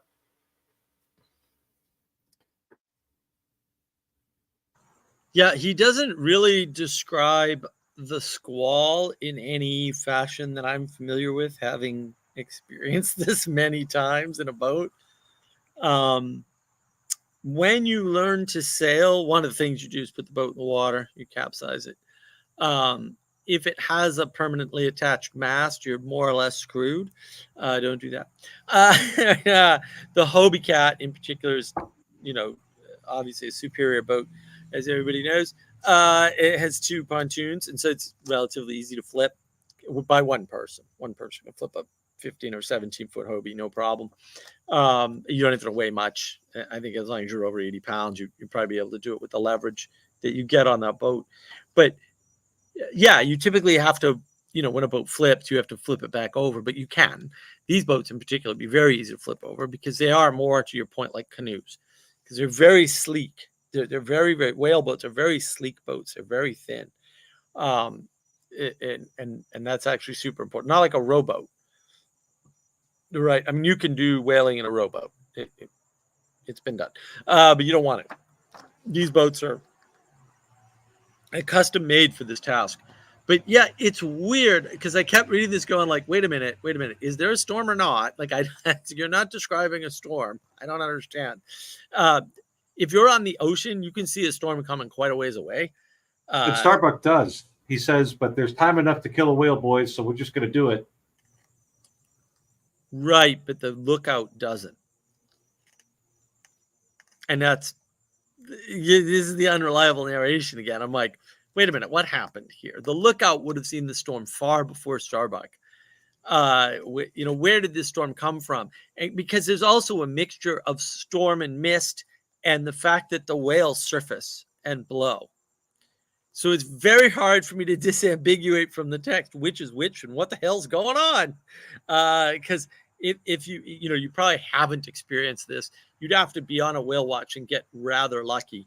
But if you have 3 or 4 whales in the area all blow and spout at once, visibility goes down for quite a ways in some cases, especially depending upon what else is going on.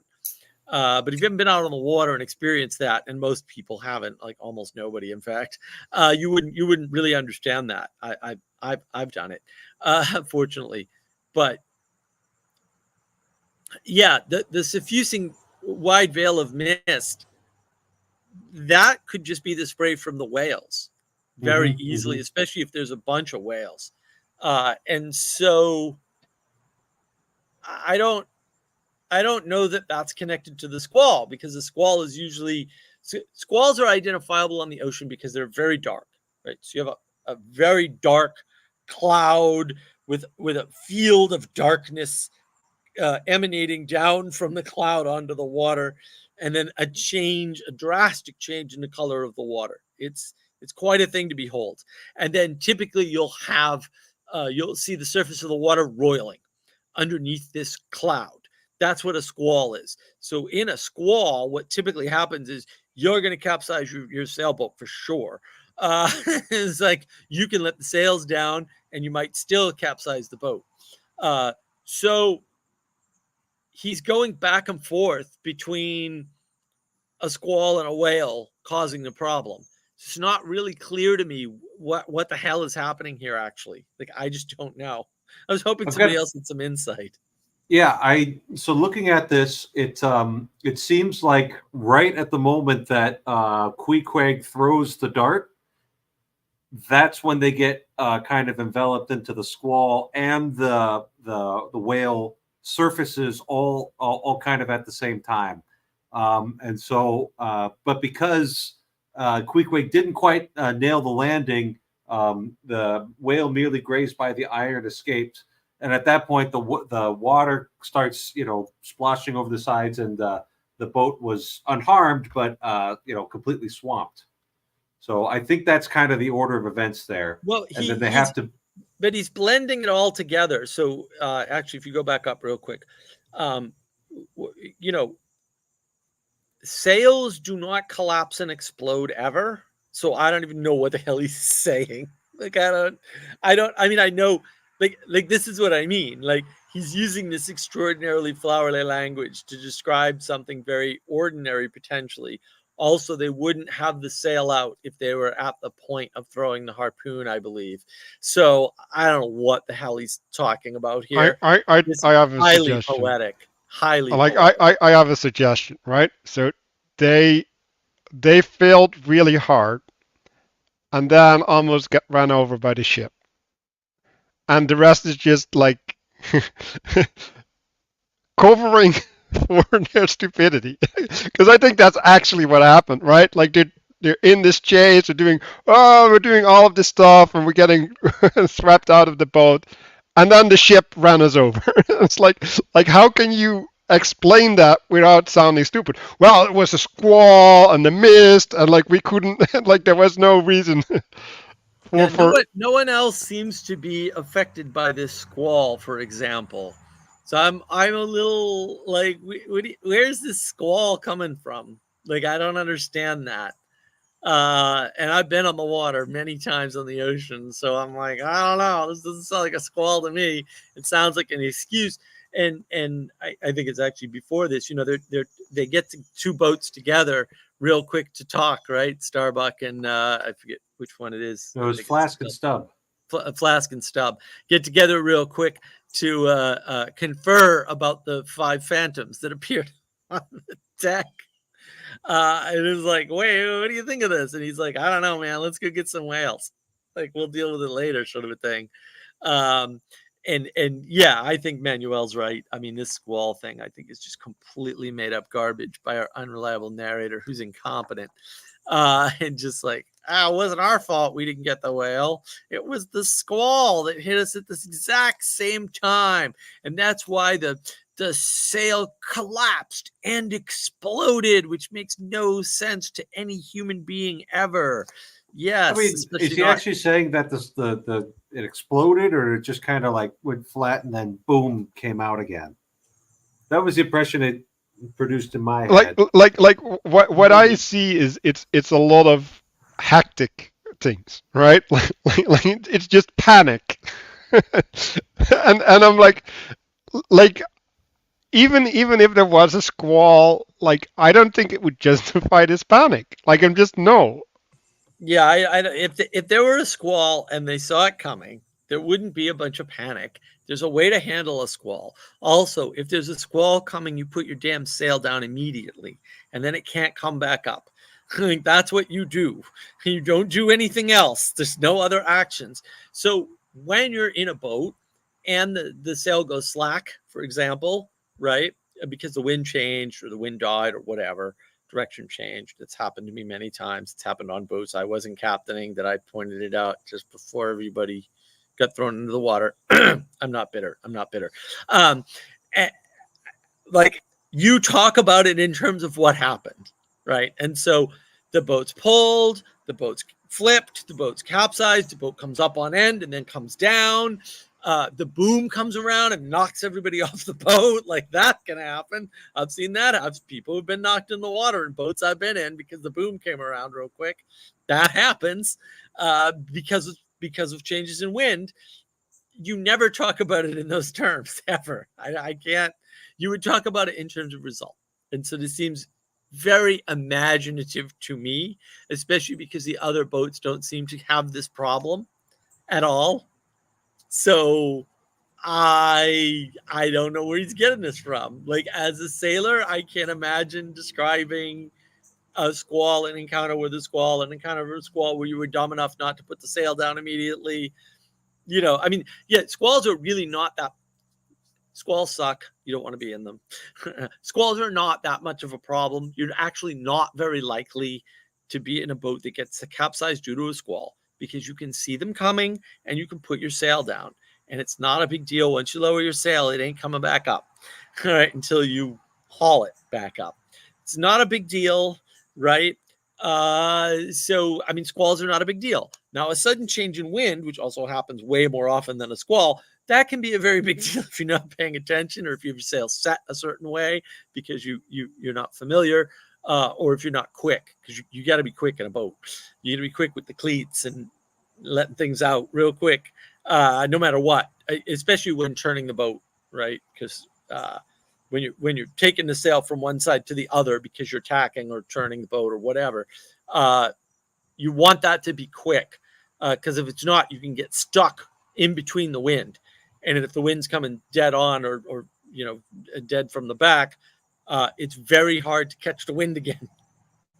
As it turns out, you get stuck with what's called in irons. You don't have to get stuck in irons when there's low wind or no wind, but you get stuck in irons with the wind. It's not all that hard.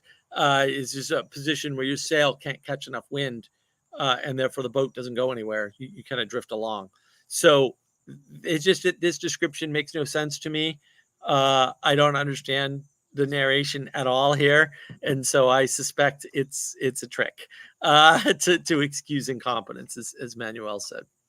I wanted to just bring up a couple of funny little things that I noticed in this chapter. So it just when we're looking at kind of Flask and his kind of way of handling things, he's there with Dagu the giant, and he actually winds up sitting on his shoulders, or I guess standing on his shoulders afterwards.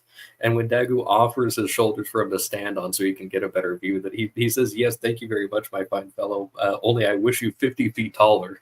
It's just kind of these ridiculous interactions. And then later on, when he goes and he's trying to motivate the men, he actually says, "I'll sign over to you my Martha's Vineyard plantation, boys, including wife and children." It's just kind of these absolutely ridiculous things. And then just to cap it off, the way that he described Ahab, he says, "But what it was that inscrutable Ahab said to that tiger yellow crew of his, these were words best omitted here, for you live under the blessed light of the evangelical land. Only the infidel sharks in the audacious seas may give ear to such words." And I had such a wonderful time reading like just the small, like non-pivotal parts of this chapter. It's just way too much fun. Well, if we've learned anything today, it's that don't take yourself so seriously that you think you can understand this book just by reading it. Yeah, no, there's a lot of depth here, and it really does help to understand the historical context and at least a little bit about being out on the water, on in this case smaller boats. But yeah, I mean, the more I look at this, the more it looks like he made up this idea of the squall in the moment. Yeah, it's very strange. Yeah, I reread it a little bit, and like they're spending the night in their boat. Like it's weird, and then the boat crashes over them, but then leaves them because like you don't notice your boat running into a small boat. It's so weird. Like it doesn't make any sense.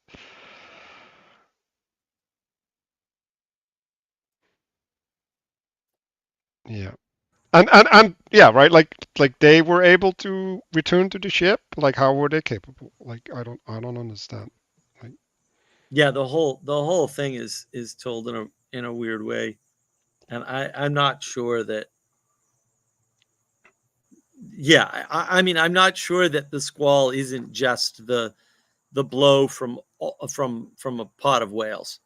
I just can't tell, right? And that darkness is metaphorical in this case, because it seems that way to me. It doesn't. There's none of the things that characterize squalls that would cause you to describe them are here. When all that's here is that they capsized the boat for whatever stupid reason. and also being rammed by the ship. Maybe they're rammed by the whale. Like I don't know. That was foreshadowed, right?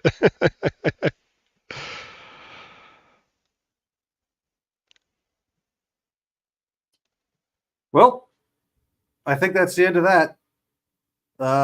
Thanks for the insight and for the discussion. I have to announce to you, unfortunately, that we're not going to be able to meet next week. I'm going to be on the road with the bishop. So just ponder this chapter some more. Maybe we'll get to the bottom of it someday. But thanks for your contribution and your insights, gentlemen, and see you out on the waves. That's my